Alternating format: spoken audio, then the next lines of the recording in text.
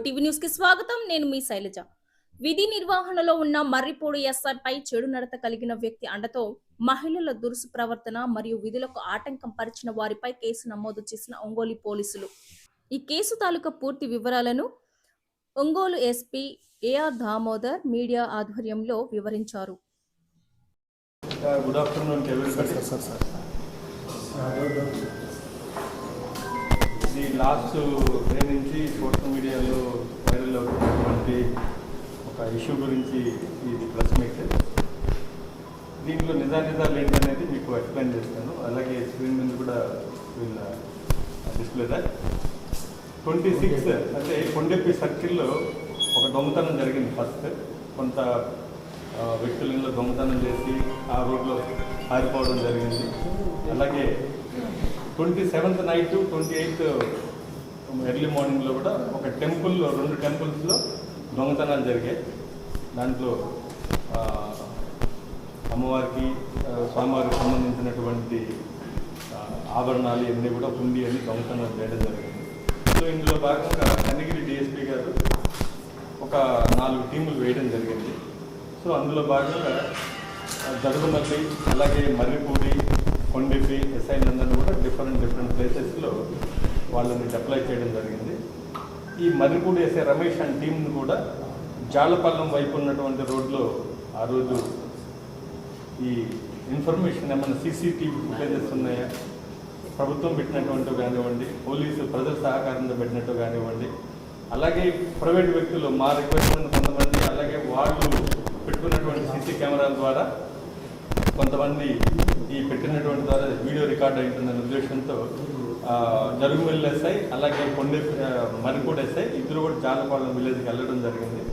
అందులో వెతుక్కుంటూ వెళ్తే ఒక షాప్ దగ్గర, ఒక కిరాణా కొట్టు దగ్గర సీసీ కెమెరా మన వాళ్ళు పోలీసులు అబ్జర్వ్ చేశారు. ఇక్కడ సీసీ కెమెరా దొంగలేమన్నా దారిలో వెళ్ళుంటే దొరుకుతుంది ఇన్ఫర్మేషన్.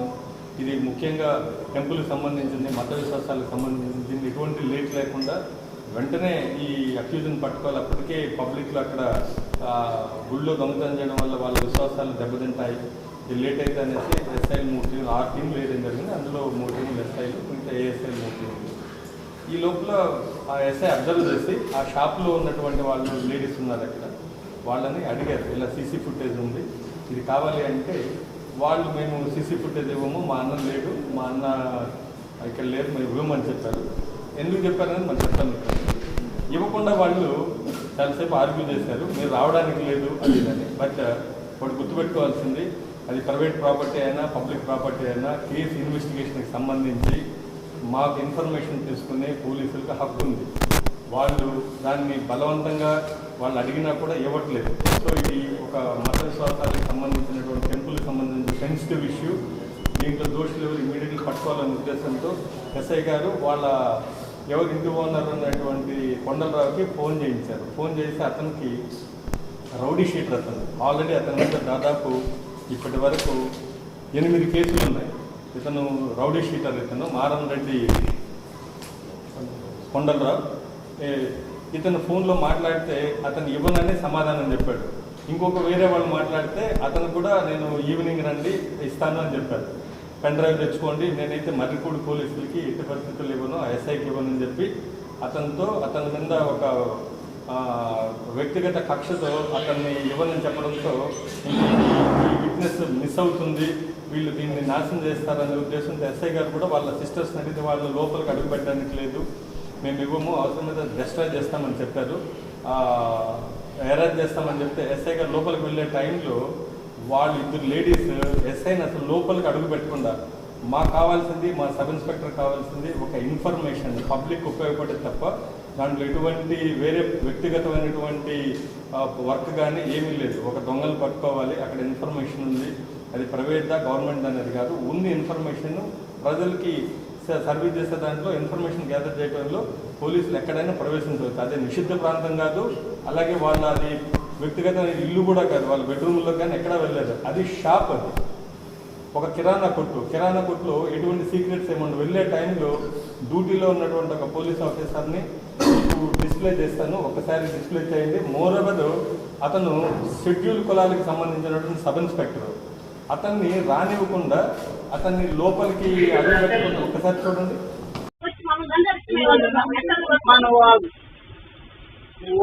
అతను ఈయనప్పుడు ఏం మాట్లాడుతుంది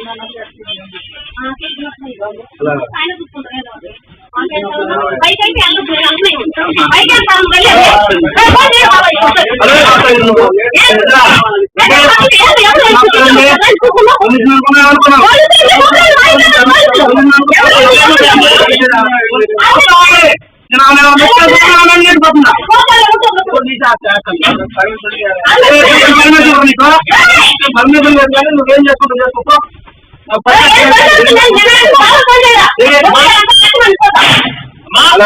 ఏం చేసుకుంటూ చేసుకో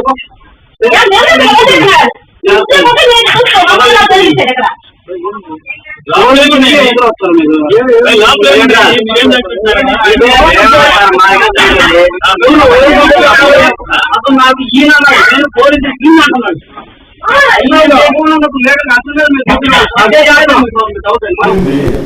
లోపలికి ఇన్ఫర్మేషన్ అది ఎక్కడ డిస్ట్రాయ్ అవుతే ఇన్వెస్టిగేషన్ లో అది దొరకదేమో అన్న ఉద్దేశంతో తప్ప ఎటువంటి బ్యాడ్ దురుద్దేశంతో కానీ వెళ్ళలేదు.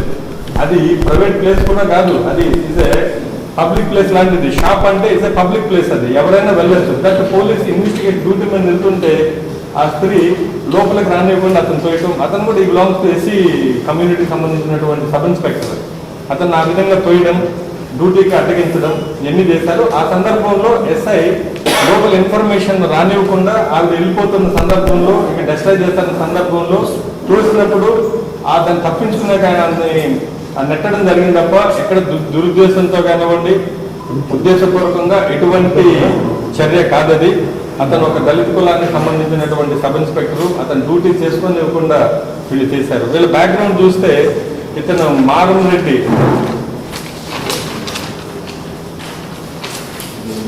కొండలరావు, ఇతను ముందు ఇతను కండక్టర్గా పనిచేసేవాడు ఆర్టీసీలో.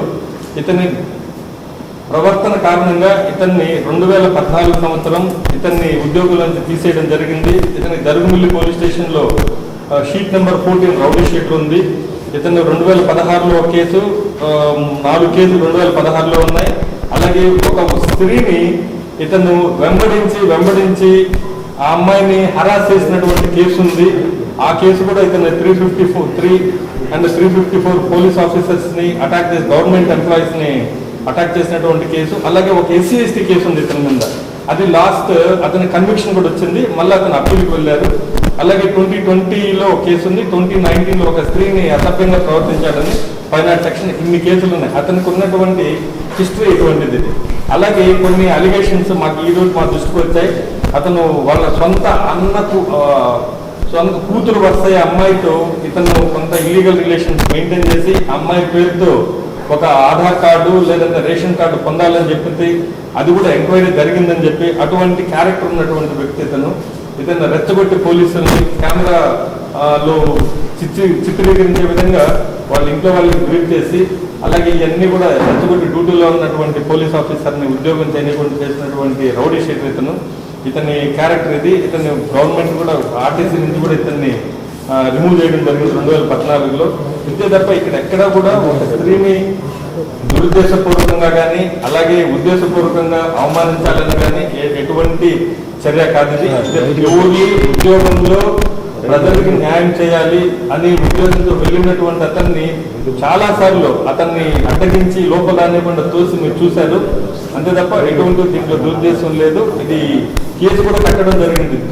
ఉద్యోగం చేస్తున్నటువంటి డ్యూటీ చేస్తున్నటువంటి వాళ్ళ సబ్ ఇన్స్పెక్టర్ని అటు టీంను అడ్డుకున్నందుకు వాళ్ళ మీద కేసు కూడా పెట్టడం జరిగింది. అది ఎంక్వైరీ ఉంది. అలాగే ఈ యాక్టివిటీ మీద కూడా ఒకవేళ మా సబ్ ఇన్స్పెక్టర్ ఏమన్నా తప్పు చేశారా అనే కోణంలో కూడా మేము వెరిఫై చేసి ఉంటే విల్ టేక్ అన్ యాక్షన్.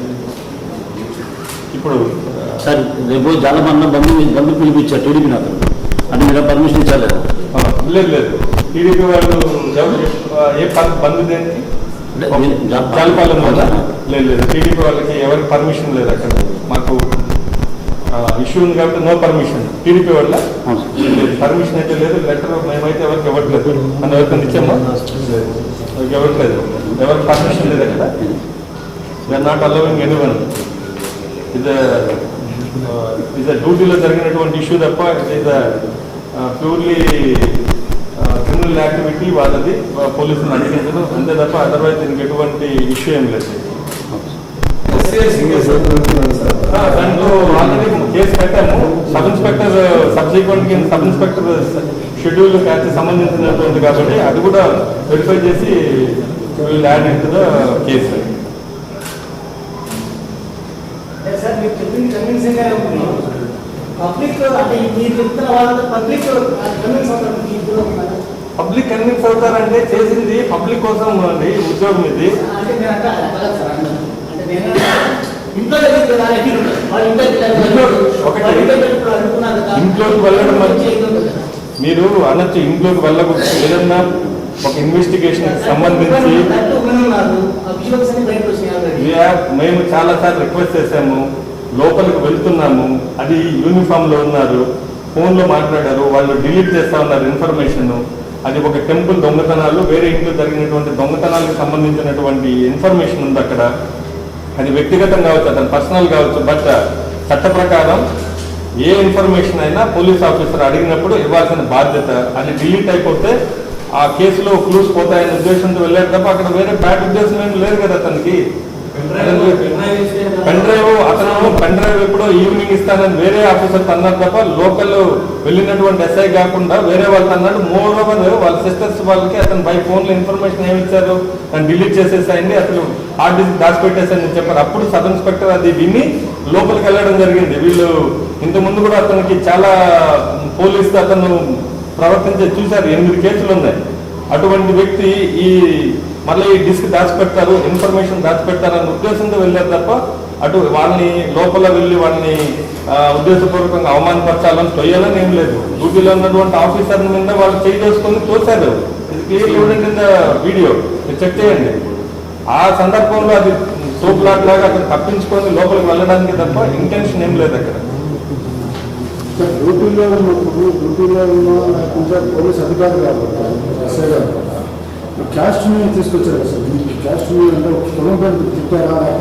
కులం పేరుతో తిట్టింది ఏం లేదు, తెలియదు. బట్ వాళ్ళు కంప్లైంట్ లో బయట అందరూ ఎస్సీ ఆర్గనైజేషన్స్ మా సబ్ ఇన్స్పెక్టర్ ఎస్సీ కదా, మీరు ఎందుకు యాడ్ చేయాలనేసి ఆల్రెడీ కొంతమంది ఫోన్ చేస్తున్నారు. లోకల్ సిఐని డిఎస్పీని వాళ్ళు ప్రెషర్ చేస్తున్నారు.